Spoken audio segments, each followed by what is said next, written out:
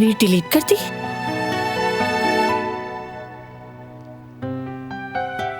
Messages भी delete कर दिए? आखिर क्यों डिलीट किया सब? ये तुम क्या कर रहे हो फरात?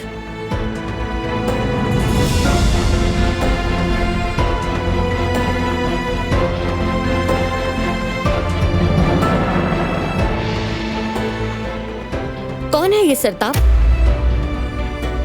तुमने उसके मैसेज क्यों डिलीट किए? तस्वीर क्यों डिलीट की?